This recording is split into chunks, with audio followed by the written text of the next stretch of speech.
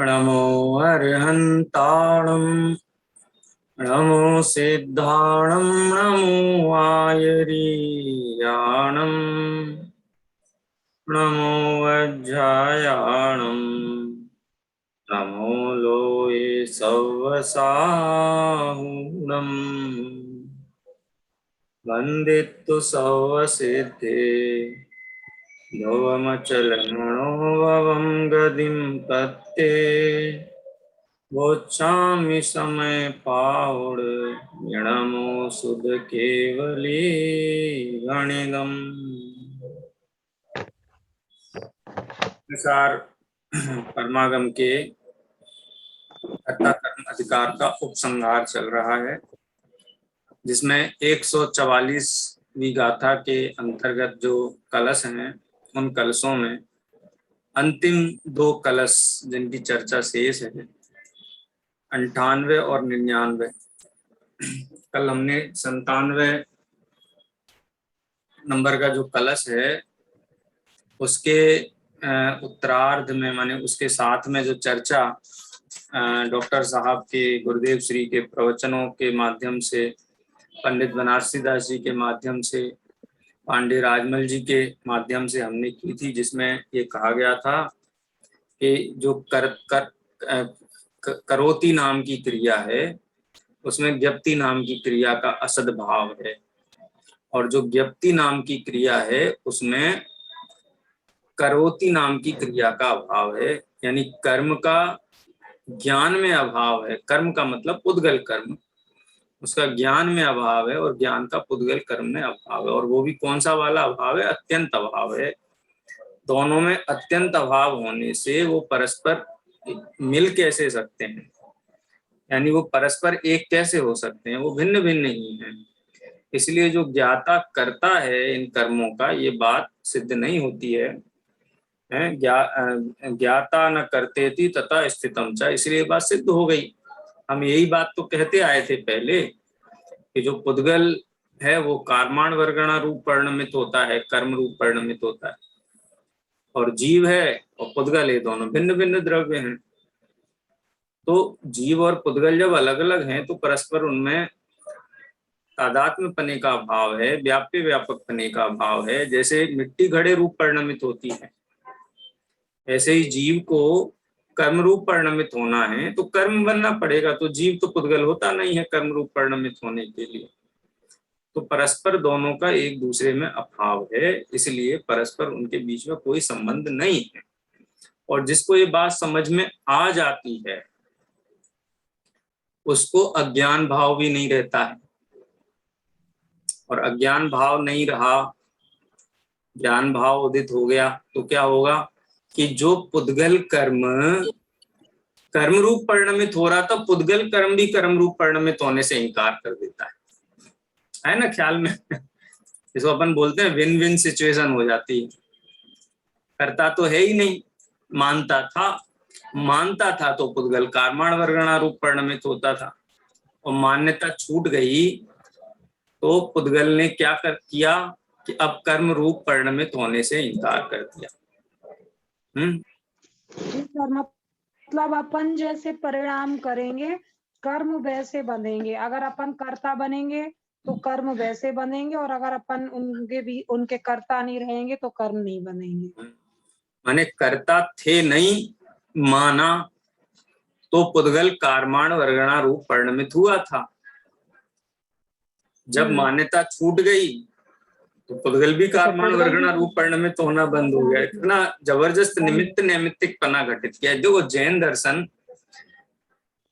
एक संतुलित वस्तु व्यवस्था जो है उसको पूरे संतुलन के साथ प्रस्तुत करता है। देखो वस्तु व्यवस्था तो संतुलित है ही, ये कोई जैनों ने कही इसलिए संतुलित है कि अजैन कह देंगे तो वो संतुलन बिगड़ जाएगा, वो नहीं होने वाला है। वो तो अनादि निधन वस्तुएं अपनी मर्यादा सहित परिणमित होती हैं, होती थी और होती रहेंगी। हाँ, उसमें कोई कुछ नहीं कर सकता है, सब अकिंचित करे। सर्वज्ञ देव भी नहीं कर सकते उसमें तो कुछ। वो यही तो सर्वज्ञ देव का शासन कहता है कि भाई कोई नहीं कर सकता है। इंदोवा तह जिणिंदोवा, सौधर्म इंद्र भी चाहे तो नहीं कर सकता। साक्षात जिनेंद्र भगवान भी नहीं कर सकते हैं, इतनी सुरक्षित वस्तु व्यवस्था है। लेकिन इसको ऐसा ही लगता है छत अभी मेरे सर पे गिर जाएगी, मैं मर जाऊंगा, छत गिर जाएगी। वो सो ही नहीं पाता है, रात भर जागता है। जब उसको समझ में आ गया कि इतना मजबूत निर्माण है, इतने मजबूत पिलर लगे हुए हैं, भूकंप रोधी निर्माण हुआ है, ये कुछ भी 7-8 डिग्री का भी आ जाए तो भी ये नहीं गिरने वाली है, जब ये स्वीकार कर लेता है तो आराम चैन हो जाता है उसको। यानी वस्तु व्यवस्था के संबंध में इसका जो अज्ञान है वही इसका दुख है। दव्वा दिए सुमूढ़ो 87वीं नंबर की गाथा जो है ना प्रवचन सार की, कि द्रव्यादि में जो मूढ़ता है वही इसकी तकलीफ है और कोई तकलीफ नहीं। वस्तु रूप तो कोई तकलीफ है ही नहीं, भ्रम रूप तकलीफ है। भ्रम रूप तकलीफ वस्तु में दूर करने का प्रयास करे तो कैसे दूर होगी बताओ? हैं? नहीं होगी, भ्रम ही दूर करना पड़ेगा। तो ये भ्रम मिटाने की चर्चा है। ये 98 नंबर की के कलश में पुनः इसी बात को एक बार और आचार्य देव कहते हैं, शार्दूल विक्रीडित छंद में कहते हैं, अभी उत्साह वाले छंद में कहते हैं, जोश दिलाते हैं। तुम विचार तो करो, बात तुमको समझ में आएगी, तुम इसको स्वीकार भी करोगे। छंद पढ़ते हैं, आप लोग दोहराइए। कर्ता कर्मणि नास्ति नास्ति नियतम कर्मापि तत्कर्तरि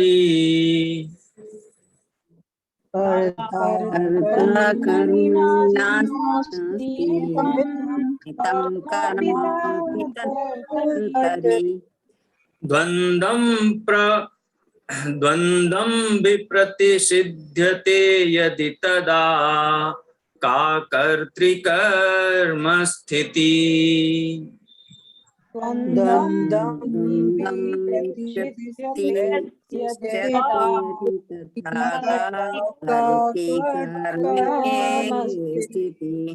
ज्ञाता ज्ञातरि कर्म कर्मणि सदा व्यक्तेति वस्तु स्थिति।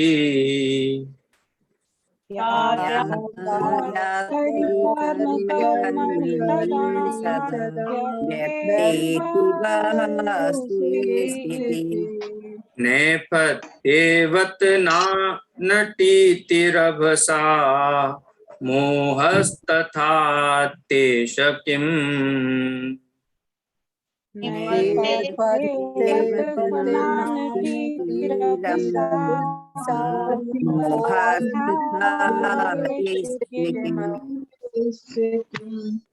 बात मैंने ये कही ना कि कोई आदमी छत के नीचे लेटा लेटा यही सोचता रहे छत गिर जाएगी मेरे ऊपर, हो जाते हैं कई लोगों को ऐसा फोबिया हो जाता है, एक्वाफोबिया हो जाता है, पानी से डरने लगते हैं, रोशनी से डरने लगते हैं, लाइटोफोबिया हो जाता है, ये सीलिंगोफोबिया भी हो जाता है, छत गिर जाएगी मेरे ऊपर, छत गिर जाएगी मेरे ऊपर, ऐसा सोचते रहते हैं।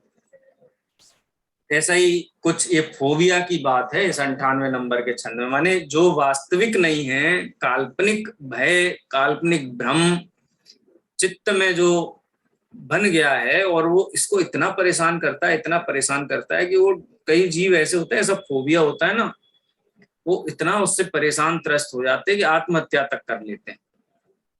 ऐसे ही ये जीव है, संसारी जीव, मिथ्यात्वी जीव, ये प्रति समय भाव मरण इसी चक्कर में करता रहता है, फोबिया से है, जहां भय का कोई स्थान नहीं है। वस्तु व्यवस्था का सही स्वरूप न जानने से, उसका निर्णय न होने से, अनुभूति न होने से ऐसे ही मरा जा रहा है। क्या कहते हैं आचार्य देव? कर्ता कर्मणि नास्ति। कर्ता, कर्ता विभक्ति का शब्द है, कर्मणि ये सप्तमी विभक्ति का एक वचन है, कर्ता कर्म में नहीं है। यहाँ कर्ता का मतलब क्या है पता है? कर्ता माने जीव और कर्मणि माने पुद्गल कर्म। कर्ता कर्मणि नास्ति, जो ज्ञाता है, कर्ता है, जीव है, वो कर्म में नहीं है। कर्म अलग है, पुद्गल द्रव्य अलग है, कर्ता जीव अलग है। कर्ता कर्मणि नास्ति, नास्ति कर्मापि तत्कर्तरि। और जो कर्म है ना, कर्मापि कर्म भी तत्कर्तरी उस कर्ता में नास्ति नहीं है। और एक प्रश्न किसी को उठे कि कब नहीं है, भूतकाल में हो सकता है, भूतकाल में हो, संसार में हो तब हो सकता है वर्तमान में हो सकता है भविष्य में हो। तो आचार्य कहते हैं नास्ति नियतम, नियत रूप से माने अनादि निधन वस्तु व्यवस्था में कर्ता जीव पुद्गल कर्म में नहीं है और पुद्गल कर्म जीव नाम के कर्ता में नहीं है। कर्मणि शब्द लिया ना, दूसरे नंबर का शब्द है जो छंद का, और जो लास्ट वाला शब्द है कर्तरी। तो यहाँ दो वाक्य बनते हैं, कर्ता कर्मणि नियतम नास्ति। अनादि निधन नित्य रूप से ही देखा जाए तो कर्ता कर्म में नहीं है, और कर्म अपि तत्कर्तरी नियतम नास्ति, कर्म भी उस कर्ता में कभी नहीं था, न है, न होगा। नियतम नास्ति नहीं है, वो एक दूसरे में है ही नहीं। जीव कर्म, जीव ज्ञाता जिसको यहाँ कर्ता कहा, और पुद्गल नाम का कर्म, वो पुद्गल और जीव ये दोनों परस्पर एक दूसरे में है ही नहीं। लेकिन कोई कहे कि हो जाए तो, हाँ कुछ प्रश्न है, बोलिए। सर इसमें अनादि से कहाँ निकल रहा, किस शब्द से? नियतम, नियतम, नियतम नास्ति, कर्ता रूप जीव पुद्गल रूप कर्मणि में नियतम नास्ति है ही नहीं, कभी नहीं था, न वर्तमान में, न कभी था ही नहीं, न कभी है, न कभी होगा। नियतम शब्द डाला है ना। जी जी ठीक है ना। ये नियतम शब्द की व्याख्या मैंने की भूत भविष्य वर्तमान डाल करके, कि अज्ञानी जीव में तो पुद्गल कर्म घुस गया, अज्ञानी जीव को पुद्गल कर्म में घुस गया, बोले नहीं वो भी नहीं घुसा। कर्ता कर्मणि नास्ति और कर्म अपि तत्कर्तरी नास्ति, दोनों एक दूसरे में नहीं है। ठीक है, ये पहली लाइन हुई। यदि द्वंद्वम विप्रतिसिध्यते, यदि इस द्वंद्व का प्रतिषेध किया जा रहा है कि कर्ता कर्म में नहीं है, कर्म कर्ता में नहीं है, ये जो द्वंद्व है, इन दोनों परस्पर जो दोनों बातें हैं, इनका यहाँ पर स्पष्टीकरण किया जा रहा है, तो फिर तदा का कर्तृकर्म स्थिति, फिर ये एक दूसरे के कर्ता कैसे हो सकते हैं? जब समझा दिया कि किसी को कर्म बनाने के लिए उस रूप परिणमित होना पड़ेगा, मिट्टी कर्ता बनने का ऑनस लेती है, जिम्मेदारी लेती है, तो उसको घड़े रूप परिणमित होना होता है। जीव यदि पुद्गल कर्मों का कर्ता बनने का ऑनस लेना चाहता है, उसका श्रेय लेना चाहता है, तो उसको पुद्गल कर्म रूप परिणमित होना पड़ेगा, लेकिन कभी नहीं हुआ, इसलिए कर्ता कर्म में नहीं था और ना ही कर्ता में कर्म घुसा है, और ये अनादि निधन व्यवस्था ऐसी ही चली आ रही है। इस द्वंद्व को भी प्रतिसिध्यते, निषेध कर देने पर तदा का कर्तृकर्म स्थिति, इनके बीच में कर्ता कर्म पने की ये चर्चा लेकर के क्यों बैठे हो? ऐसा होता है ना, है जो है ही नहीं। कोई कहते हैं कि कहीं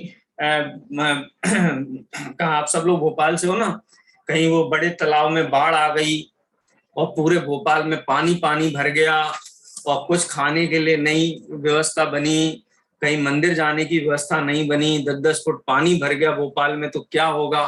तो क्या होगा? अब क्या होगा ये सोचते रहो आप, लेकिन ऐसा होगा क्या कभी? है तो द्वंद्वम प्रतिसिध्यते, विप्रतिसिध्यते, विशेष रूप से इस द्वंद्व का प्रतिषेध कर दिए जाने पर, अब हमने कर दिया ना स्पष्ट, इनमें अत्यंत अभाव है, इनमें तादात्म्य संबंध नहीं है, व्याप्य व्यापक भाव का अभाव है, ये एक दूसरे से अत्यंत भिन्न है, इनमें कर्ता कर्मपना है ही नहीं। जब ये बात स्थापित कर दी गई है, का कर्म कर्तृकर्म स्थिति, अब कर्म और एक दूसरे के कर्म कर्ता कर्म है, ये बात कैसे सिद्ध हो सकती है? हो ही नहीं सकती।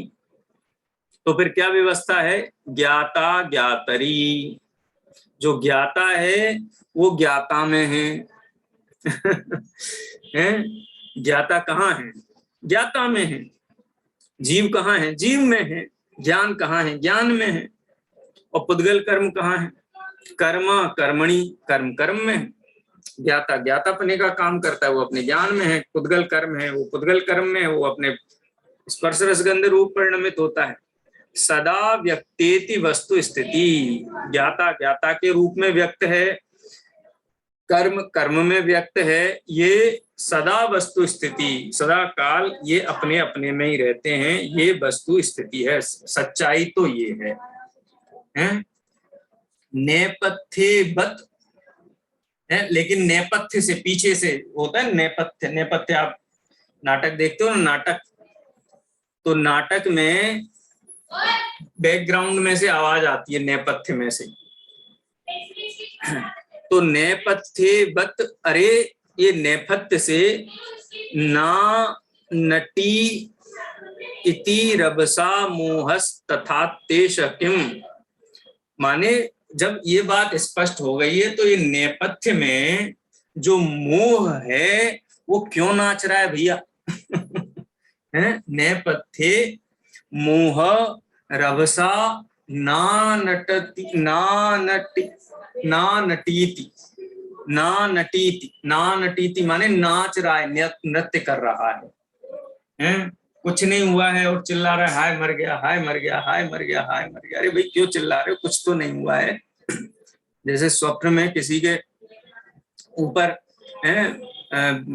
छत गिर जाए और चिल्लाए हाय मर गया, हाय मर गया, हाय मर गया, लेकिन उसको जगा करके दिखाओगे भाई कहाँ गिरी छत, कुछ नहीं हुआ। तो जब ज्ञाता ज्ञाता में है, कर्म कर्म में है, तो ये मोह की आवाज कहाँ से आती है? मोह माने क्या? मोह माने अहम एदम एदम अहम है, अहम एदस्य, ये आवाज कहाँ से आ रही है? फिर ये नृत्य मोह क्यों, मोह नृत्य क्यों कर रहा है नेपथ्य में? नेपथ्यवत नानटीति रभसा मोह तथा इति एष किम, एषः यह मोह, ये जो मोह है ये नेपथ्य में क्यों नाच रहा है? और कैसे नाच रहा है?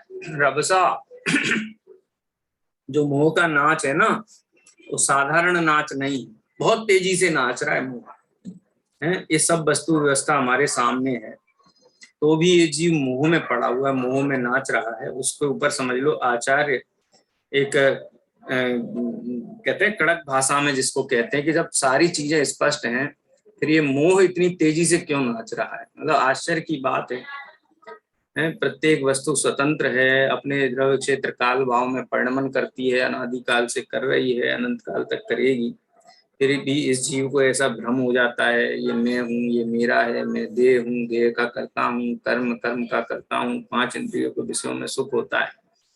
ये मोह का इतना तेजी से नाच क्यों चल रहा है नेपथ्य में, जब वस्तु स्थिति इतनी व्यक्त है? तो खैर प्रवचन करें तो बहुत देर तक इस पे चर्चा की जा सकती है, लेकिन स्पष्ट हो गया ना एक एक शब्द? कोई शब्द ख्याल में नहीं आया हो तो आप पूछ सकते हैं, ठीक है? चलिए हरि गीत छंद पढ़ते हैं। कर्म में करता नहीं, हर कर्म करता में नहीं, इसलिए करता कर्म की तिथि भी कभी बनती नहीं। कर्म में है कर्म ज्ञाता, में रहा ज्ञाता सदा, साफ है यह बात फिर भी मोह है क्यों नाचता। ऐसा होता है ना, मरगटिया वैराग्य होता है, किसी का मरण हो जाता है।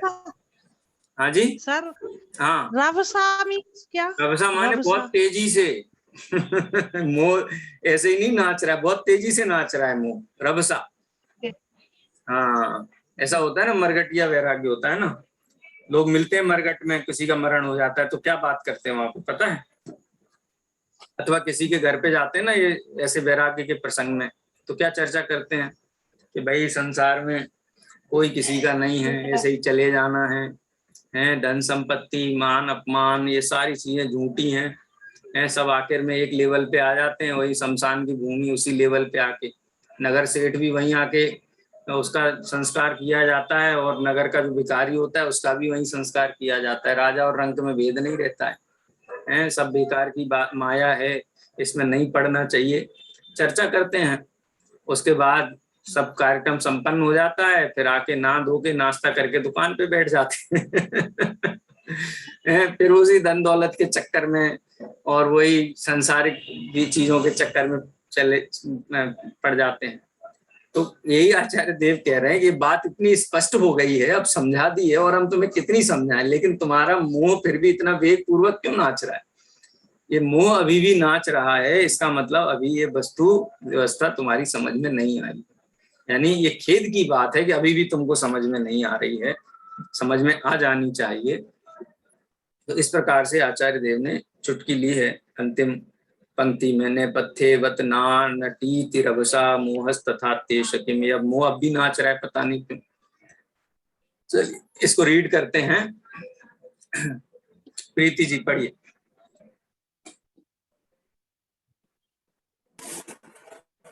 प्रीति जी सर। हाँ पढ़िए। निश्चय से ना तो कर्ता कर्म में है और ना कर्म कर्ता में ही है।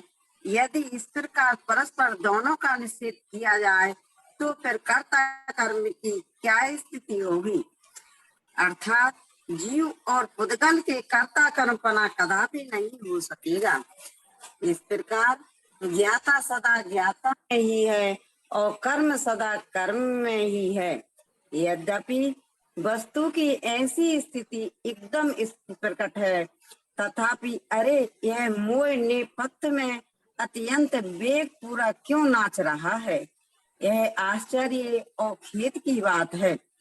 पांडे राजमल जी ने कलश टीका में यहाँ कर्ता शब्द का अर्थ रागादि अशुद्ध परिणाम परिणत अज्ञानी जीव लिया है और कर्म का अर्थ ज्ञानावरणादि कर्म रूप परिणत पुद्गल पिंड लिया है। इस प्रकार उन्होंने कर्ता कर्म में नहीं और कर्म कर्ता में नहीं है का अर्थ यह किया है कि इन दोनों में एक पना नहीं है। इसी के आधार पर वे यह निष्कर्ष निकालते हैं कि जब अज्ञानी जीव और ज्ञानावरणादिक रूप पुद्गल कर्म दोनों भिन्न भिन्न ही हैं, तो फिर उनमें परस्पर कर्ता कर्म भाव कैसे हो सकता है? इसलिए यह वस्तु स्थिति अत्यंत स्पष्ट ही है कि ज्ञाता ज्ञाता में है और ज्ञानावरणादिक कर्म कर्म में है। फिर ना जाने अज्ञानी जीवों की मान्यता में यह मोह क्यों नाचता है? यह बड़े अचंभे की बात है। इस पर गंभीरता से विचार किया जाना चाहिए।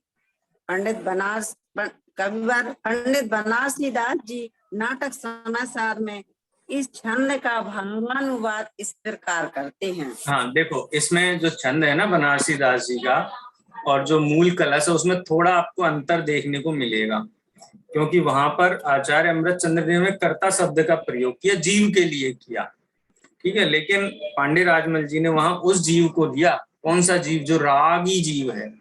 यानी जीव, अज्ञानी जीव जो है, वो जो राग भाव वाला जो जीव है, वो राग के कारण कर्म नहीं बना, राग राग में रहा, कर्म कर्म में रहा। माने वो अशुद्ध जीव की अपेक्षा से बात है, अज्ञानी जीव की अपेक्षा से बात है। अज्ञानी जीव में भी अज्ञानी जीव अपने सविकार चैतन्य परिणाम का ही करता है और पुद्गल पिंड का करता नहीं है, जो कार्माण वर्गणा रूप परिणमित होने वाला है।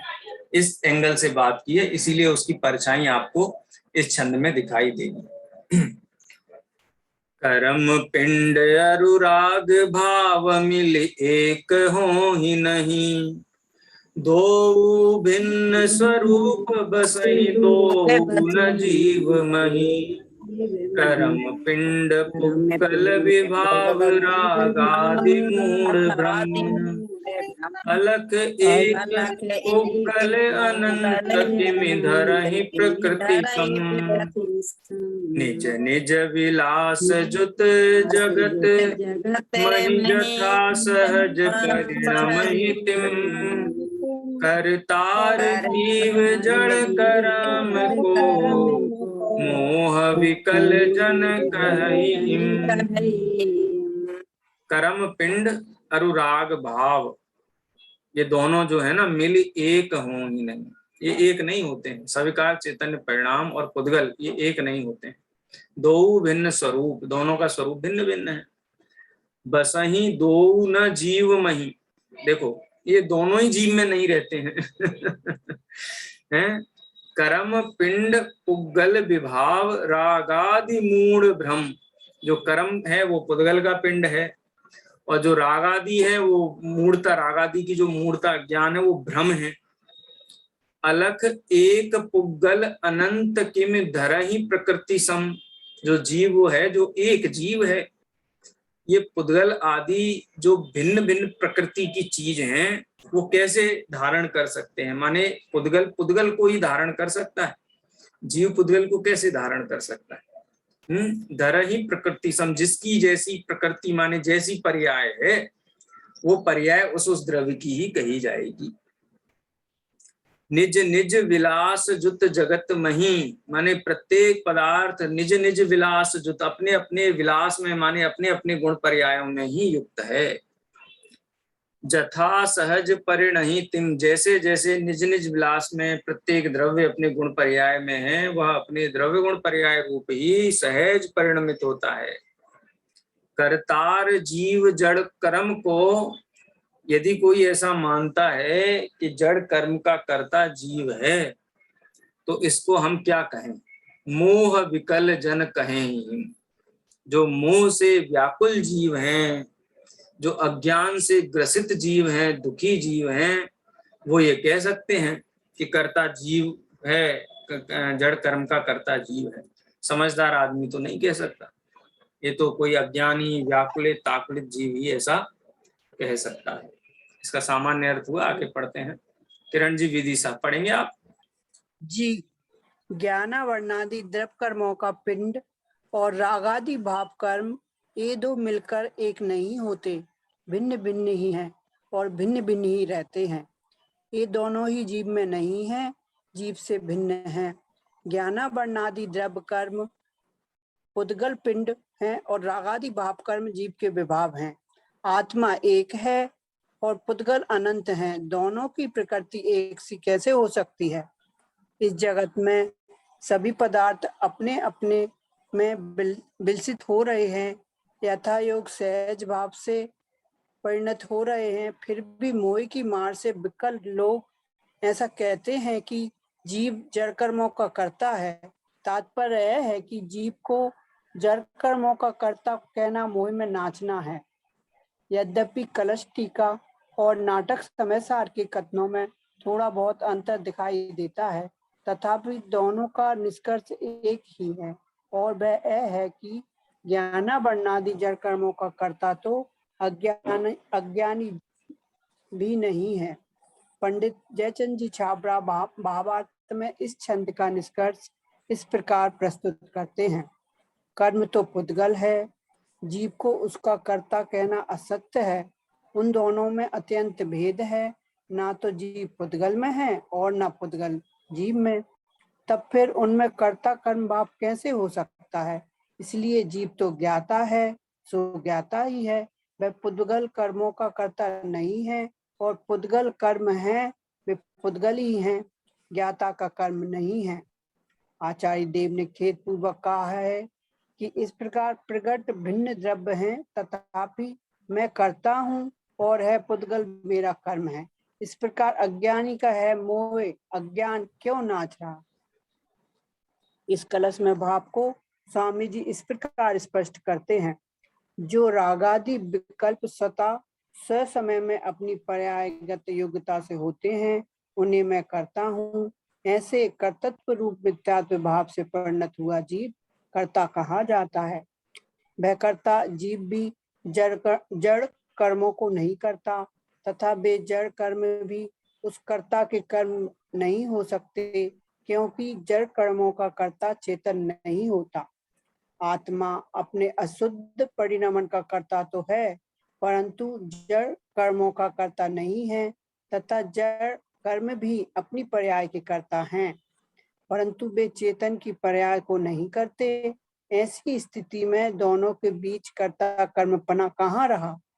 भाई, शरीर मन वाणी की क्रिया का कर्ता तो अज्ञानी भी नहीं है, क्योंकि परस्पर परस्पर द्वंद्व है, भिन्नता है। जहाँ भिन्नता है वहाँ कर्ता कर्म का क्या संबंध? आत्मा अज्ञान भाव से मिथ्यात्व के परिणामों को भी करे और जड़ कर्म की पर्याय को भी करे, ऐसी वस्तु स्थिति की मर्यादा ही नहीं है। इसी प्रकार जड़ कर्म अपने जड़ कर्म की पर्याय को भी करे और जीव के मिथ्यात्व को भी करे, ऐसी सामर्थ्य भी वस्तु में नहीं है। एक द्रव्य से दूसरा द्रव्य अत्यंत भिन्न है और भिन्न भिन्न दो द्रव्यों में कर्ता कर्मपना नहीं होता। लौकिक जन ऐसा मानते हैं कि जड़ का कार्य जीव कर सकता है, परंतु उनका ऐसा मानना भ्रम है।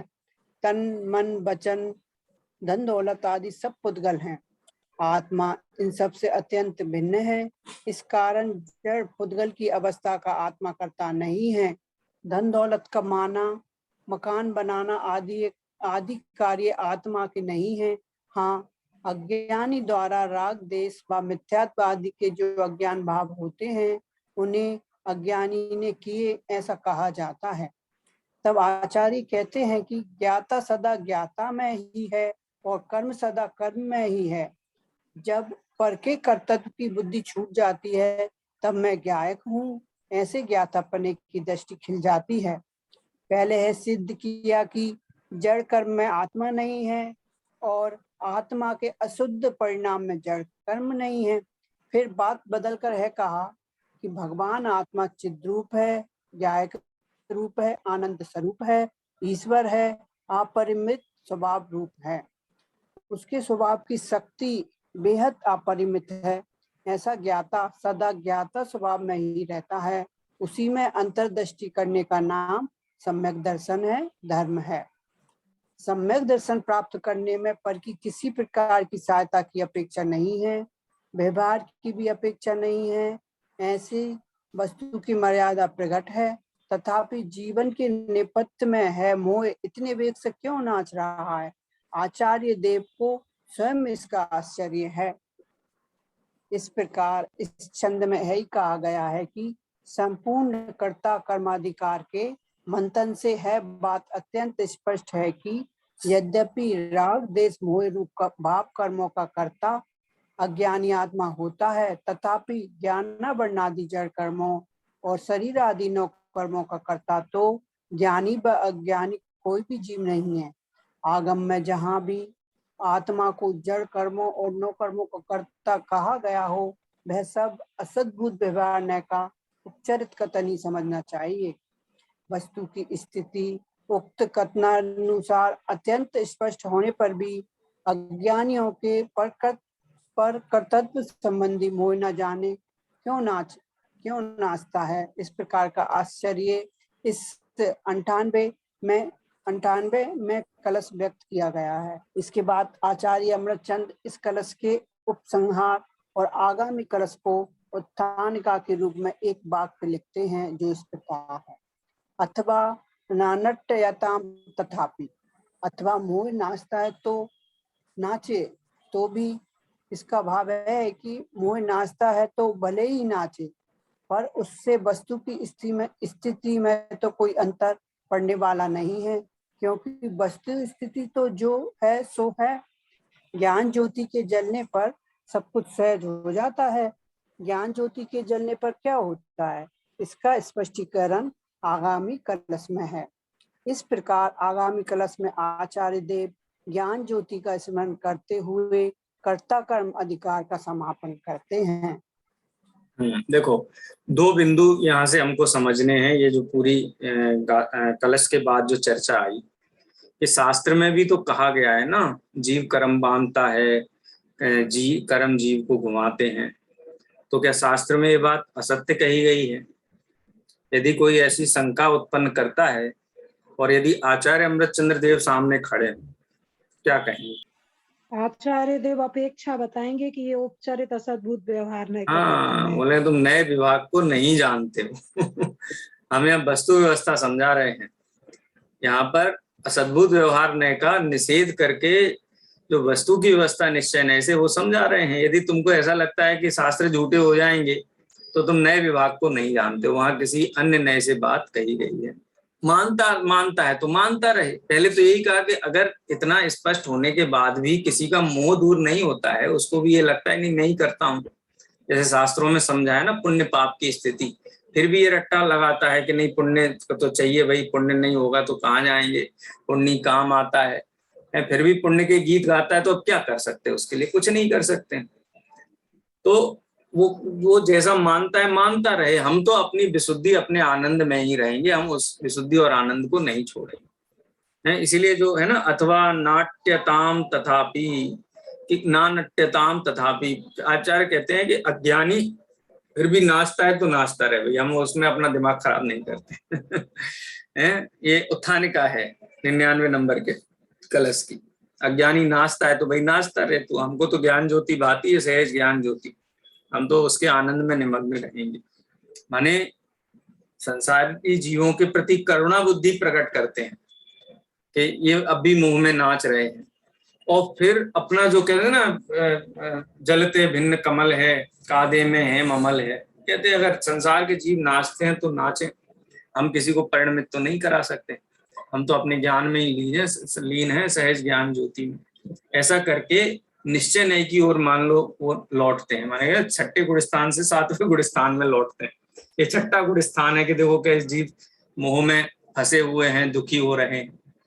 फिर अगले ही क्षण ऐसा विचार आता है कि जीव की जैसी परिणति है, सहज है, उसमें कोई क्या कर सकता है, हम तो ज्ञाता दृष्टा हैं, अपने स्वभाव में स्थिर रहें। आचार्य देव एक तो जानते हैं कि अज्ञानी जीव मोह के कारण वस्तु की स्थिति नहीं जान पाते। इस कारण मोह के कारण यदि वस्तु स्थिति का सच्चा ज्ञान हो जाए तो ये अज्ञान नहीं, इतना समझाए जाने पर भी यदि वो मोह में नाचना नहीं छोड़ता है तो हम क्या करें, हम तो छोड़ते हैं उसको, वही हमारा विकल्प पूरा हो गया। मैं ये कह रहा हूँ, वो आपकी बात सही है। अज्ञानी जीव को वस्तु स्वरूप का निर्णय नहीं है और समझाए जाने पर भी नहीं समझता है, उसके लिए आचार्य मोह है ना, और वो भी दर्शन मोह है, इसलिए। हाँ, दर्शन मोह है, पुरुषार्थ नहीं है उस जाति का। मुंह में नमक की डली दबा करके मिश्री का स्वाद चखेगा तो कहाँ से ख्याल में आएगा, ठीक है। इसलिए आचार्य देव कहते हैं कि वो नाचता है तो भाई नाचता रहे, तू अपना काम देख, मैं तो अपना काम देखता हूँ। इस भाषा में 99 नंबर का कलश है, ठीक है। हाँ, अभी समय हो गया है। इस तो भी का अर्थ क्या है? जैसे अथवा मोह नाचता है तो नाचे, तो भी लिख के क्या कहाँ पे आया शब्द? अथवा नानटत्याम तथापि, अथवा मोह नाचता है तो नाचे तो भी, तथापि, फिर भी वही रहे। वो फिर भी के लिए आगे कह रहे हैं ना, फिर भी के लिए 99 नंबर का छंद उसका उत्तर 99 नंबर का छंद है। चलिए, समय हो गया है, जिनवाणी स्तुति करते हैं, कल चर्चा करेंगे। निज निधि निज में बकाई, यह अनंत उपकार है।